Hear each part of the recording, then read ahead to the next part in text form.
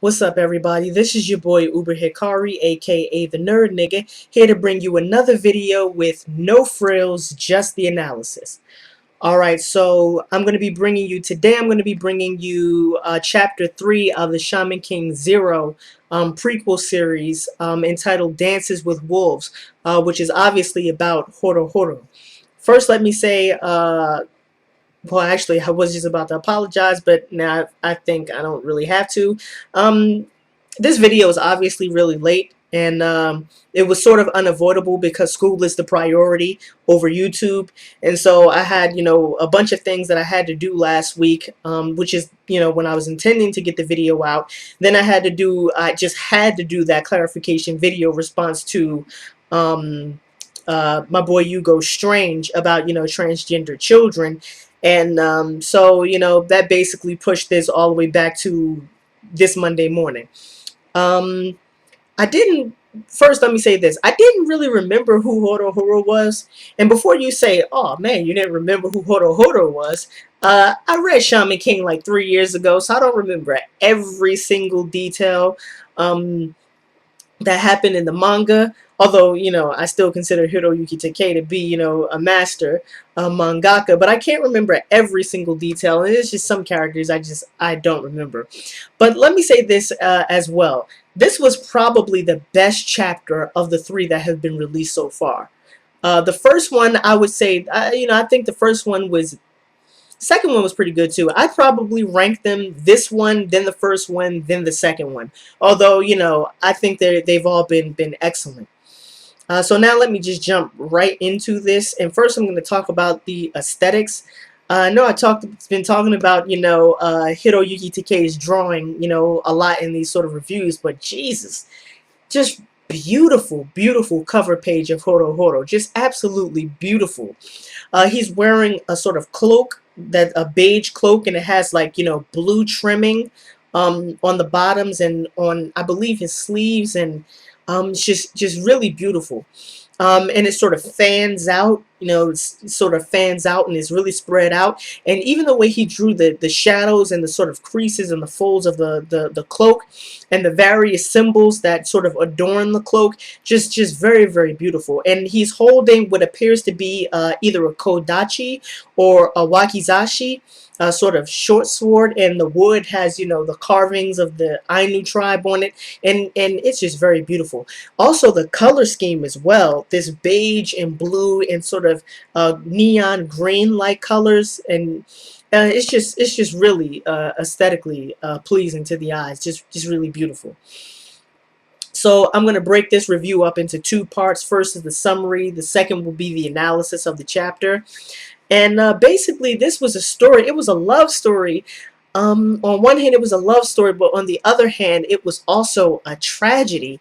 And oh man, the backstories that Hiroyuki Takei has given these characters are some of the best backstories I've ever seen. I think maybe the two best backstories I've ever seen was probably Johann Liebert from Monster and Guts from Berserk. But damn, these chapters are so good too, man. The backstories in these chapters are just awesome.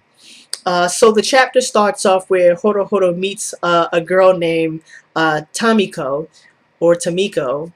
No, I'm not really sure how you pronounce it, but anyway, he meets her, and it seems like a very innocent meeting.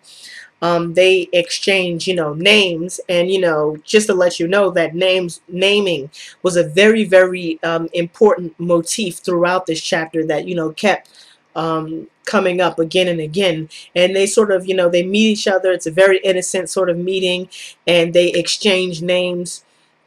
And Tamiko, is the one, I think she's the one who gives Horo Horo his nickname, which is Horo Horo. His real name is Horokeu.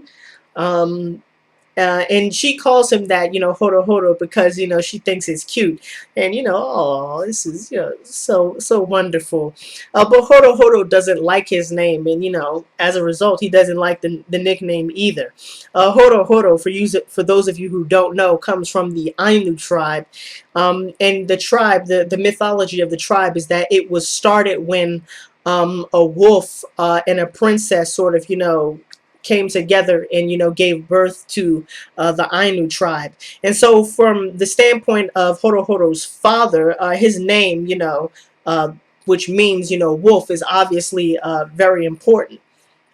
And Tamiko refers to herself as Dam Dam, and it's really a cruel sort of nickname. She's being harassed and bullied by the other children in the school that she goes to, because her father is a construction worker, and his job is to build a dam in the village, and that's where her name Dam Dam comes from.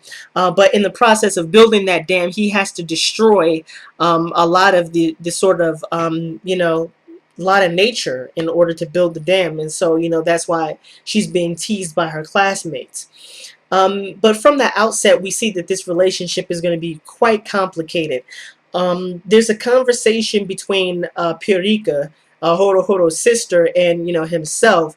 Um, and, Purika sort of, points out that, this relationship, do you think it's really going to go anywhere? Because, from Purika's standpoint and from the standpoint of the other people in the village, Tamiko represents in some sense the destruction of the village. And, like I said, Horo comes from the Ainu tribe, and to them, the land, nature, um, you know the natural part of the world is very sacred to them, because they believe that the land is the possession of the gods. And so the land is very important for them in terms of, their, religious practices.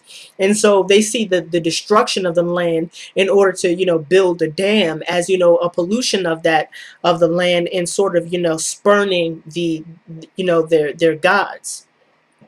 And they also see this as problematic, because with the transition from, a more traditional form of society to a more urban form of society, which the dam, sort of symbolizes in this story, it sort of also brings into the fact that, the Ainu tribe is going extinct, that their way of life is going extinct, and they're experiencing a sort of, social death. But Horo responds to Purika by saying, the gods are irrelevant, and you only believe that because these old people have been trapped in this, sort of, myopic worldview. And Tamiko and Horo meet again, and Horo takes her to a butterbur field. Never heard of a butterbur flower in my life. I don't know what it was, and I couldn't be bothered to look it up. But these butterbur are absolutely huge. At one point, Tamiko stands beside, one of these flowers. I think they're butterbur flowers, and she's just absolutely dwarfed. I mean, the flower, it's all the way up there, and I mean, these butterbur are just absolutely huge. And Horo, reveals that, his mother left his father, but she always used to take him, to this butterbur field. And so, as a result, he likes to come back to this field in sort of remembrance of his mother. And he also, Horo also tells Tamiko about, the fact that he likes snowboarding, and that he, comes up to this part of the mountain to sort of, practice his snowboarding, because, he wants to be a professional snowboarder. And Tamiko, comes up with the idea that, maybe they should, go on a date in order to see, a snowboarding competition. And, and you're just thinking, wow, this is so innocent, so cute, and, it's really, really, really lovely. So they go on this date, and Horo is, very, very nervous. It's obvious that he's, never been on a date, and from the looks of things, it doesn't appear that he's ever been to the city either. And there's, a lot of, comic relief and comedy. At one point, he sees her in a bathing suit, and he, blushes, and it's just, the way Hiroyuki Takei sets this up is just, really, really, really nice. But the motif of names comes up again, um, while, Horo and Tamiko are on this date. And Tamiko calls him Horo again, and again, Horo points out that he doesn't like that name. And then he sort of explains the origin of his name. In his language, well, his name is Horokeu. And in his language, in the language of the Ainu tribe, I think, Horo means how and Keu means, big mouth. And, it's obvious to see why, those two things would mean wolf, because wolf, big mouth, how, you get the idea. So Horo Horo was directly named after the wolf god who was supposed to have been the origin of the Ainu tribe. And so, because in this name that, his father gives him, I believe he was named by his father, is very important. And the reason why, he wants Horohoro to join the shaman fight is for the sake of the Ainu tribe, so that the Ainu tribe won't, go extinct in the midst of this transition from a more traditional form of society to a more, urban form of society. But Horo Horo explains to Tamiko that, he doesn't want to fight. He thinks that no matter what, the Ainu tribe will die out. And he, as a result, he says that he doesn't blame, Tamiko, or he doesn't blame her father for, creating this or building this dam.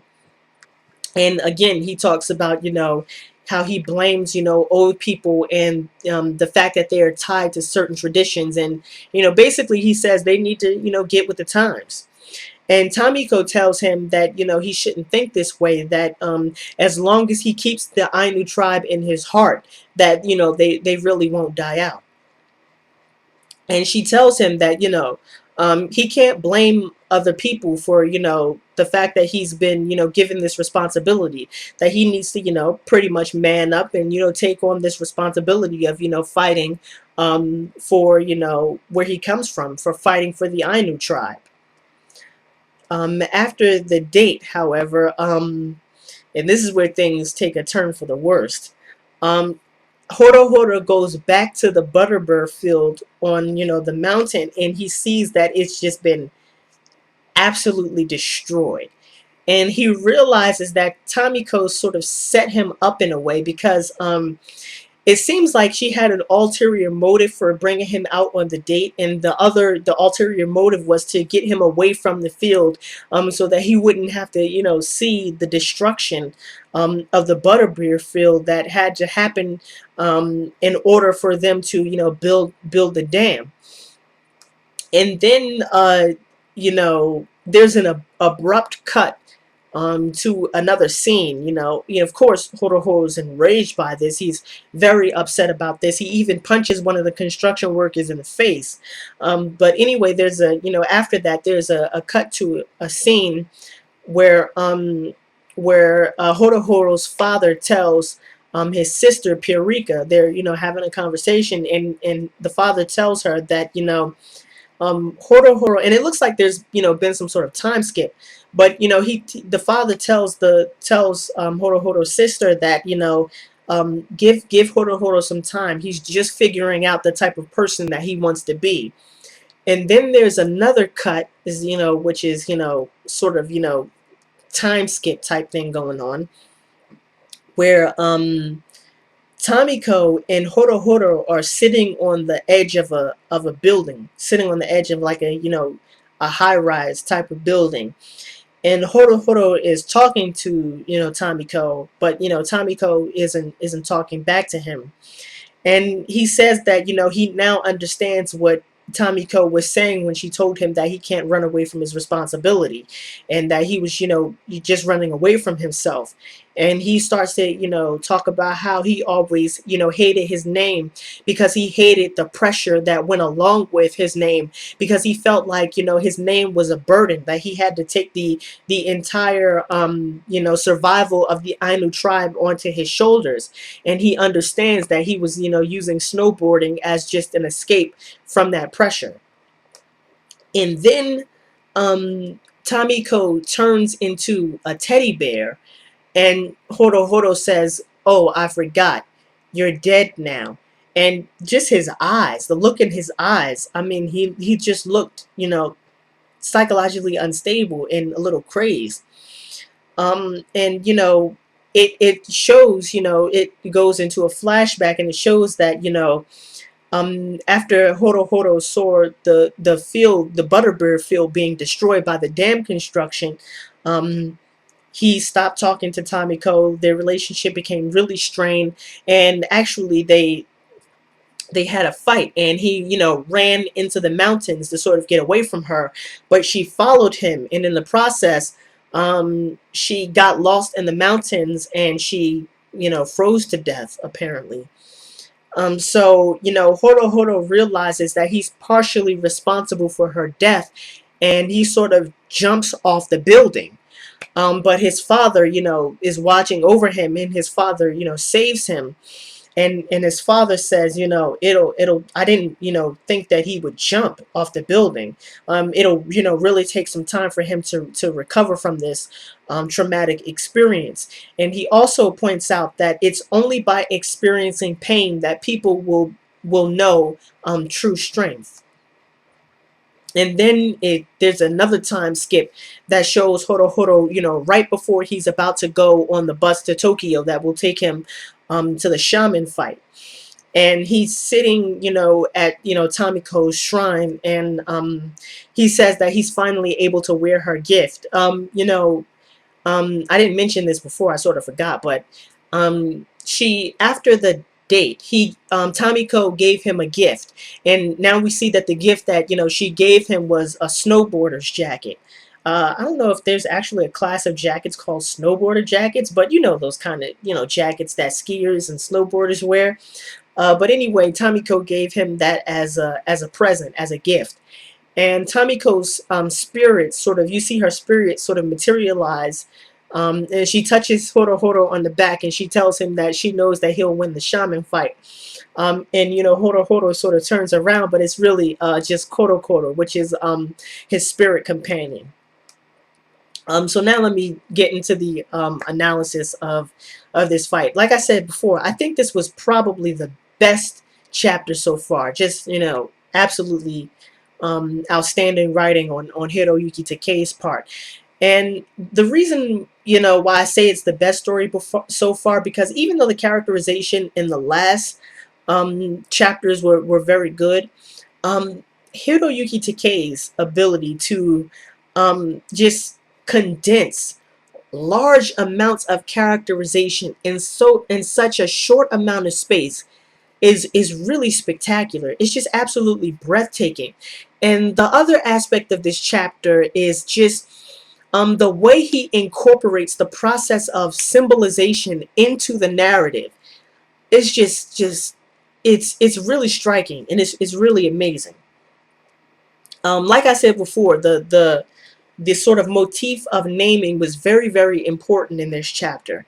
And if you think about it for a second, you'll be able to understand why this is the case. The ability to name yourself is the ability to define yourself. That's what a name means.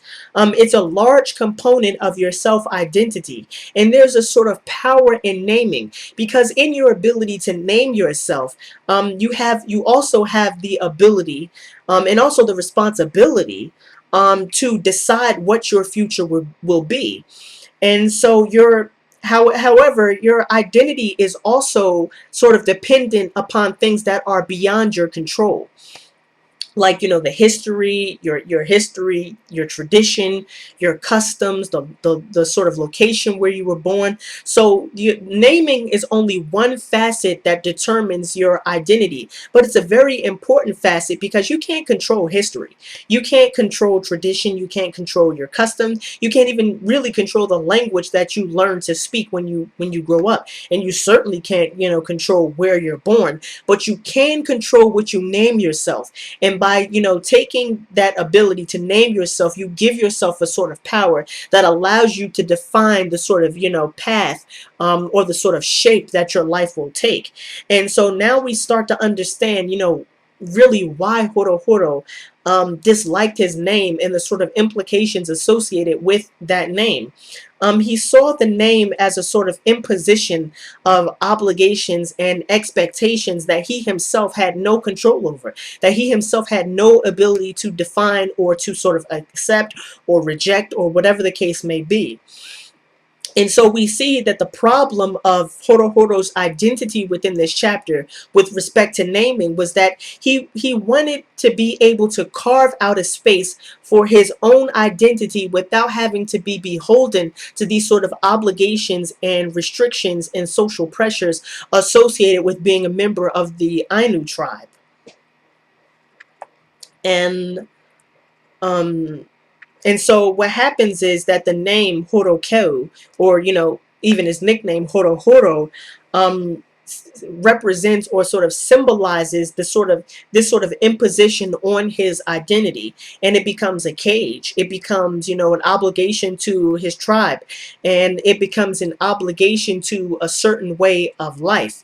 And so what he has to do is he has to find a way to reconcile this desire for freedom, that is the desire to name himself, with the sort of identity that has been given to him by the Ainu tribe and, by his father. And so he has to come to grips with the fact that, he's not in control of, all of the aspects that determine his own identity, which is really something that all of us have to come to grips with. We just have to understand that there are certain things about our own identity that we have no control over. And so because he wasn't able to sort of deal with that psychologically, that sort of led to, him wanting to escape his name. And this sort of led to the element of escapism that Tamiko identified, when she talked about how, the snowboarding and the butterbeer field were basically psychological crutches, ways for him to escape his own responsibility, and that he couldn't live his life that way. He couldn't continue to live his life that way. And so Tamiko symbolized or represented, the possibility of Horohoro being able to come to terms with this. And at first I thought that Horohoro's rejection of his name was, just childish or immature. But now I really understand, that he was sort of grappling with a heavy psychological burden. And anybody who's born into a family rooted in certain traditions or certain customs immediately understands this feeling. I know I really understood, this feeling growing up. Um, it was just expected for me to go to college, and it was expected that I would do certain things that that I was everybody always told me, you're very intelligent, you're very bright. And what comes along with that praise is obviously the expectation that you will live up to these grand ideas that people have about you. And I remember at one point in high school, I just got tired of all these damn expectations, and at one point, I made the decision that I would just, not go to college. And especially the pressure was very, very high on me because, like I've pointed out, or like I've mentioned in another video, my sister, graduated college, went on to, get 2 master's degrees, has been a teacher for, I believe, I don't know how long she's been a teacher, but it's been at least a decade. So, I had to always, live inside of my sister's shadow. And, I didn't want that for myself. So, I had to, go through this whole, period in my life where I had to sort of grapple with this psychological burden. So for me, on a personal level, I can easily relate to Horo, when it comes to this. And I know a lot of people watching this video can probably relate to that sort of situation as well.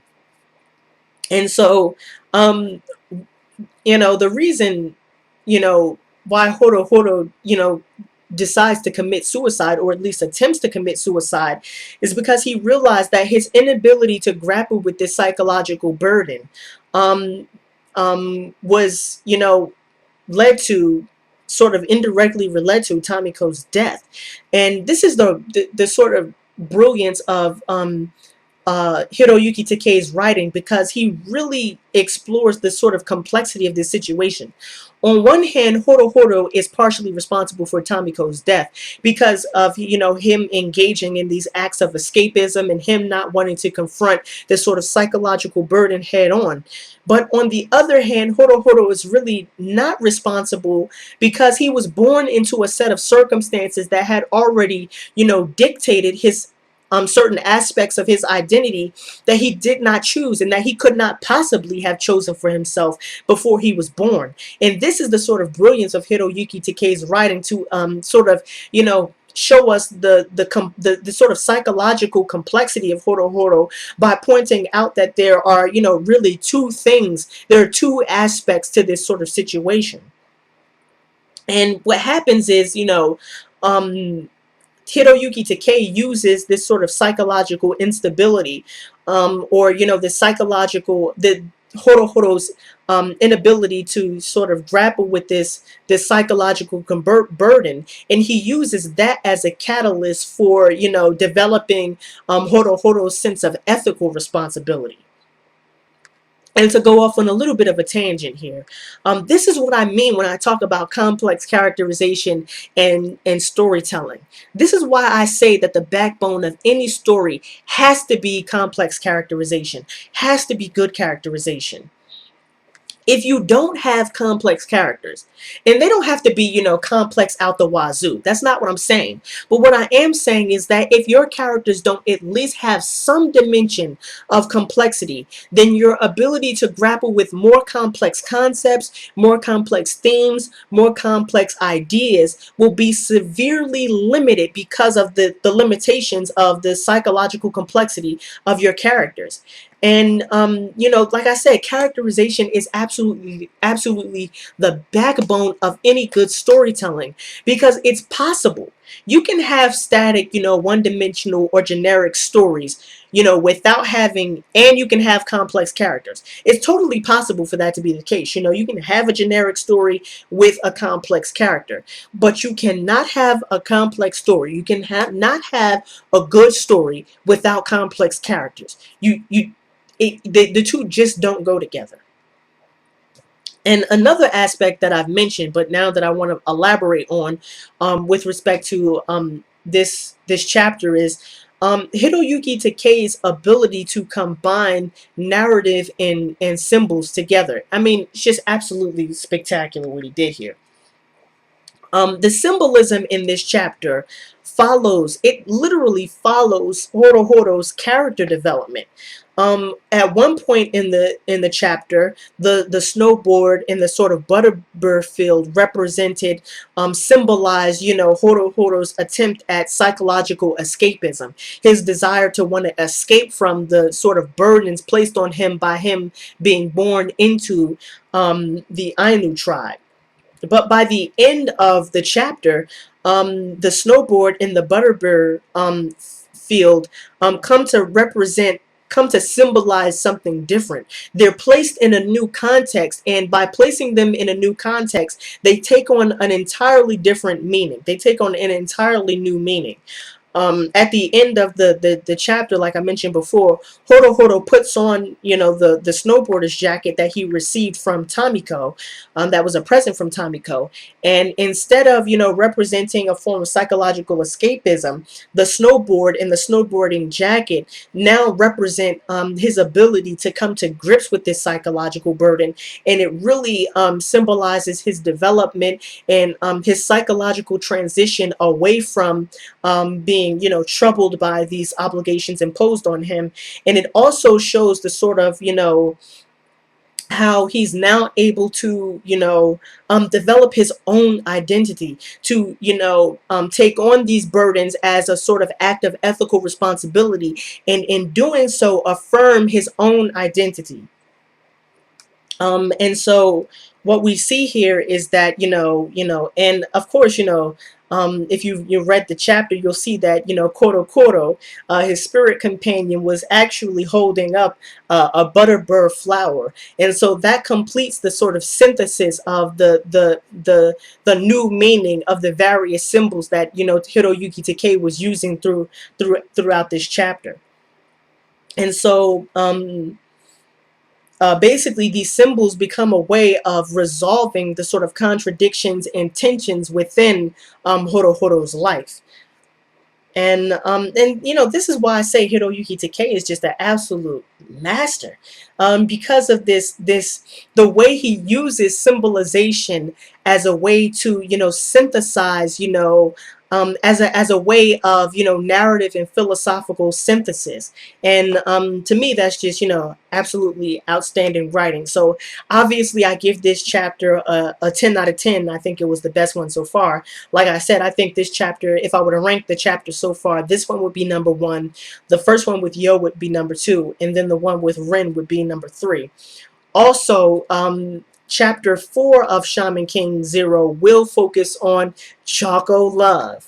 Yes, Chocolove, one of my favorite characters from the series, Chocolove. So make sure you keep your eyes open for that one, and I will be reviewing that Shaman King Zero chapter as well. So this was your boy Uber Hikari, aka the Nerd Nigga. Just brought you another video with no frills, just the analysis. Peace and have a blessed day.